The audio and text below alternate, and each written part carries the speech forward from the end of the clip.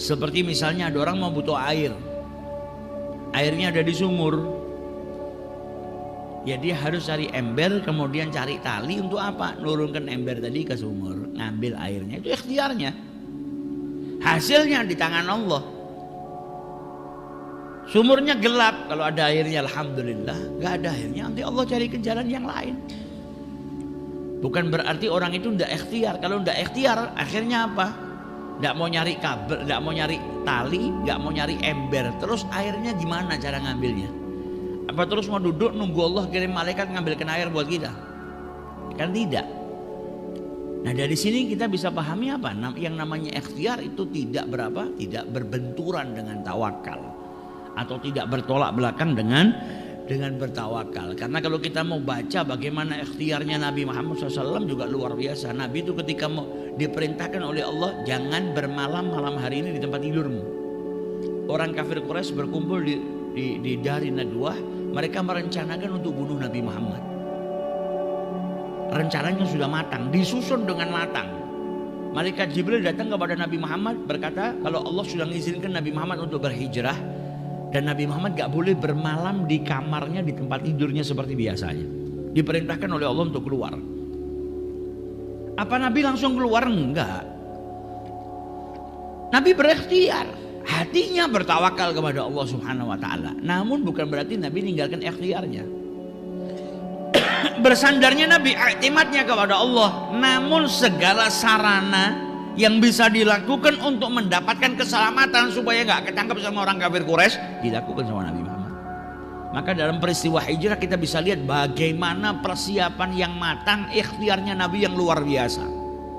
Padahal kalau mau keluar langsung ngambil kudanya berangkat ke Madinah bisa. Wong yang merintahkan hijrah siapa? Allah. Yang jaga Nabi Muhammad siapa? Allah. Tapi Nabi ngajarkan juga kepada kita baiknya berikhtiar. Semua sarana dipakai sama Nabi. Yang pertama, Nabi nggak ambil jalur biasanya, tapi Nabi mau pakai jalur lain. Kenapa? Ketika mereka tahu sadar kalau yang di rumah itu bukan Nabi Muhammad, ternyata yang tidur di tempat tidurnya Nabi itu Sayyidina Ali bin Abi Thalib, mereka pasti akan ngejar Nabi Muhammad ke arah Madinah. Maka itu tempat pertama kali yang mereka jadikan sasaran.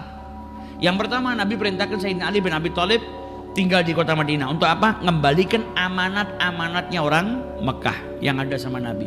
Tapi Nabi suruh Sayyidina Ali bin Abi Thalib tidur di tempat tidurnya Nabi, dikasih serbannya Nabi. Serbannya Nabi dari Hadramaut, pemberian hadiah dari orang-orang Hadramaut.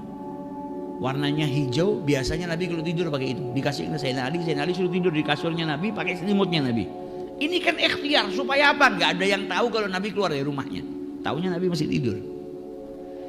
Kemudian tidak lewat akses Madinah sebagaimana dilewati oleh penduduk Mekah, tapi Nabi sewa orang namanya Abdullah ibnu Uraiqat, penunjuk jalan, dibayar sama Nabi jadi guide. Jalan ke Madinah tidak lewat akses biasanya, tapi lewat tepi pantai. Kemudian apa ikhtiarnya Nabi Muhammad?